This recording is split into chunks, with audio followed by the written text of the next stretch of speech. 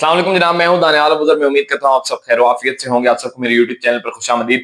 जनाब, बहुत से दिनों से इंडो पाकिस्तान वार के मामला चल रहे थे। किसी ने इधर मिसाइल गिरा दिया, किसी ने उधर गिरा दिया, कहीं पे ड्रोन गिर गया, किसी का आईपीएल रुक गया, किसी का पीएसएल रुक गया। ये तमाम तर मामलात में एक बड़ी ही कंट्रोवर्शियल स्टेटमेंट एक ऐसे प्लेयर की जानिब से आई जो कि इंटरनेशनल प्लेयर है और जिसको लाहौर कलंदर ने बड़ी चाहतों से खरीदा था और उन्होंने पहले कुछ मैचेस में बड़ा अच्छा परफॉर्म भी किया था। मैं बात करूं जनाब रिशाद हुसैन की। रिशाद हुसैन ने एक स्टेटमेंट दी एक ऐसे प्लेयर के बारे में कि वो पाकिस्तान से बाहर निकलकर इतना डरे हुए थे कि उन्होंने कहा कि मैं वापस पाकिस्तान कभी आऊंगा ही नहीं। और उस प्लेयर ने खुद एक ट्वीट की अपने ही सोशल मीडिया पर कि मैं पाकिस्तान और इंडिया जल्द अज जल्द वापस जाना चाहता हूं। तो ये क्या मामला है, इसको मैंने हर एंगल से कवर किया है और मेरे इस बारे में क्या एनालिसिस है मैं आपके साथ शेयर करूंगा। लेकिन इससे पहले अगर आपने अभी तक मेरा यूट्यूब चैनल सब्सक्राइब नहीं किया तो इसको सब्सक्राइब लाजमी कीजिएगा। अगर आपको वीडियो पसंद आए तो लाइक और कमेंट जरूर कीजिएगा। आपकी राय मेरे लिए बहुत कीमती है और आप जो भी अपनी राय कमेंट सेक्शन में लिखेंगे मैं उसका जवाब जरूर दूंगा।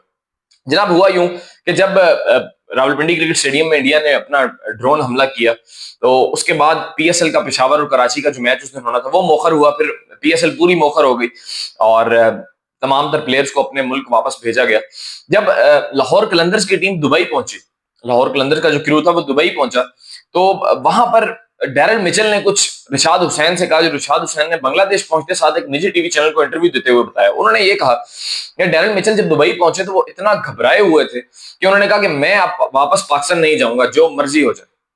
हालांकि डैरेल मिचेल ने अपने ट्वीट में खुद कहा है कि मैं I am looking forward to go to India and Pakistan और मैं चाहता हूं कि जल्द अज जल्द ये मामला ठीक हो, जिसको लाहौर कलंदर ने अपने सोशल मीडिया हैंडल्स पर भी लगाया। इसके अलावा सैम बिलिंग्स के बारे में उनसे पूछा गया तो रिशाद हुसैन ने कहा कि सैम बिलिंग्स तो वो टॉम करन इतना ज्यादा घबराए हुए थे कि वो तो उनको 2-3 लोगों ने चुप करवाया।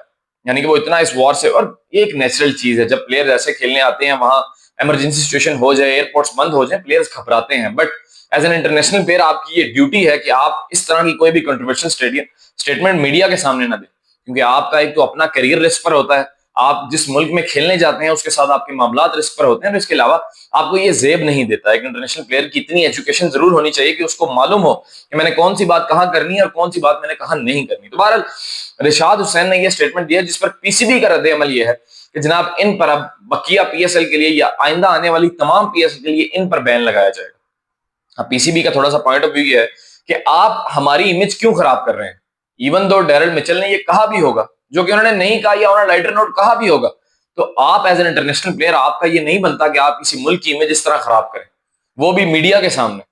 आप उन्हें लाइटर नोट जरूर आपस में बैठे बात करें, नो प्रॉब्लम है। I am telling you it's a fact, it's natural thing. यार प्लेयर्स डर जाते हैं, उनकी फैमिलीज होती हैं, वो डर जाते हैं कि हम घर किस तरह वापस पहुंचेंगे, इन हालात से निकलेंगे कैसे, क्योंकि वो तो क्रिकेट खेलने आए होते हैं। तो it's natural and it's very obvious कि प्लेयर्स ने ऐसा कहा होगा।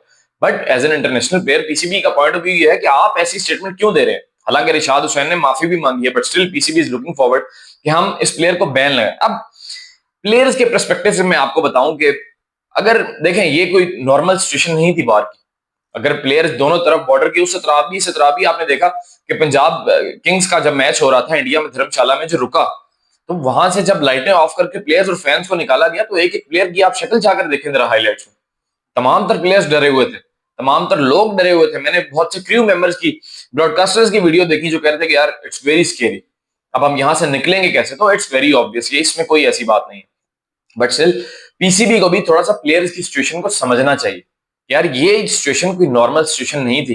प्लेयर जान की बाजी खेल कर यहां से निकले हैं, अपने अपने घरों को वापस पहुंचे हैं, तो it was not normal for the players. Ban लगाना इज नॉट अ सोल्यूशन। आप फाइन कर सकते हैं ऐसी स्टेटमेंट पर। आप पीएसएल का जो भी कोड ऑफ कंडक्ट है उसके थ्रू आपको 10% 20% आप उनको फाइन कर सकते हैं, आप उनको वार्निंग दे सकते हैं। बट बैन लगाना आगे तमाम आने वाली पीएसएल के लिए, I think this is not the right decision by PCB. ये मेरा एक पॉइंट ऑफ व्यू है, क्योंकि अगर कोई नॉर्मल सिचुएशन होती ना और उसमें किसी प्लेयर ने कोई ऐसा कंट्रोवर्शियल बयान दिया होता तो देन इट वाज नॉर्मल कि यार खैर है, कोई बात नहीं, चलता है, पीसीबी का जो मर्जी बनता, बैन लगाना व्हाटएवर पीसीबी की मर्जी थी। But this was not a normal situation, ये वार की सिचुएशन थी। यहां से लोग निकले, इवन मैं बहुत से आर्म फोर्सेस वाले लोग भी डरे होंगे, उनकी भी तो फैमिलीज होती है ना पीछे। तो ये तो फिर आर्म से क्रिकेटर्स थे जो क्रिकेट खेलने आए हुए थे और आउट ऑफ नोवेयर उनके लिए एक ऐसी सिचुएशन बन गई, और वो इंडिया और पाकिस्तान के भी नहीं थे, वो तो फॉरेनर्स थे। चले इंडिया पाकिस्तान, हमारे प्लेयर्स तो नहीं डरे होंगे, या इंडिया के प्लेयर्स इंडिया में रहकर तो नहीं डरे होंगे, वो तो अपने अपने घरों को चले गए होंगे।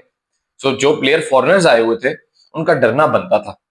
बहरहाल ये एक सिचुएशन है। अभी तक पीसीबी ने इस पे कोई अपनी फाइनल स्टेटमेंट जारी नहीं की, बट इट्स माय सोर्सेज के ये बताया जा रहा है कि रिशाद हुसैन पर बैन लग जाएगा। आपकी इसके बारे में क्या राय है, ये अपने कमेंट सेक्शन में जरूर लिखना है। बहुत शुक्रिया।